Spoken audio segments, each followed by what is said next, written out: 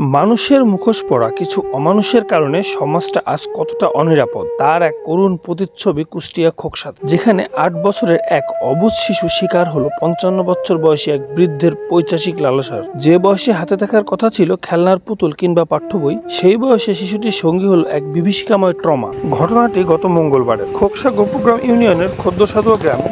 সারাদিন হাড়ভাঙা খাটুনি শেষে যখন শ্রান্ত শরীর নিয়ে বাড়ি ফেরার অপেক্ষা, ঠিক তখনই বিশ্বাসের সুযোগ নেয় গ্রামেরই মৃত ইমান আলী কবিরাজের ছেলে আলফাজ কাজী। পেঁয়াজ কাটার কাজ শেষে রাত ৮টার দিকে শিশুটিকে বাড়ি পৌঁছে দেওয়ার নাম করে নির্জন স্থানে নিয়ে যায় সে। বিশ্বাসের সেই হাতটিই যেন কাল হয়ে দাঁড়াবে, এ হয়তো কল্পনাতেও করতে পারেনি সেই নিষ্পাপ প্রাণ। নিভৃত অন্ধকারে লোকচক্ষুর আড়ালে লুণ্ঠিত হয় শিশুটির শৈশব। বাড়িতে ফিরে আতঙ্ক আর লোকলজ্জায় প্রথমে মুখ খোলেনি সে। কিন্তু প্রকৃতি কি আর অন্যায় সইতে পারে? বুধবার দুপুরে হঠাৎ করে পেটের অসহ্য যন্ত্রণায় ছটফট করতে থাকে শিশুটি। মায়ের আকুল কান্নায় শেষ পর্যন্ত বেরিয়ে আসে সেই লোমহর্ষক সত্য, যে সত্য শুনে স্তম্ভিত হয়ে যায় পুরো এলাকা। আর দেরি করেনি ভুক্তভোগীর মা। মেয়ের উপর হওয়া এই পাশবিকতার বিচার চেয়ে খোকসা থানায় মামলা দায়ের করেন তিনি। খোকসা থানার ওসি শেখ মঈনুল ইসলাম নেতৃত্বে তাৎক্ষণিক অভিযানে বুধবার গভীর রাত্রে গ্রেপ্তার করা হয় অভিযুক্ত পাষণ্ড আফজাল কাজীকে। বৃহস্পতিবার তাকে আদালতের মাধ্যমে জেল হাজতে পাঠানো হয়েছে। অপরাধী আজ শ্রীঘরে। কিন্তু প্রশ্ন থেকে যায়, আমাদের শিশুরা কি তবে নিজের গ্রামেই নিরাপদ নয়? এই ক্ষত কি কোনোদিন বিচারে সারিয়ে তোলা সম্ভব? আমরা চাই দৃষ্টান্তমূলক শাস্তি, যাতে আর কোনো শিশুকে এই বেদনার গল্প হতে না হয়।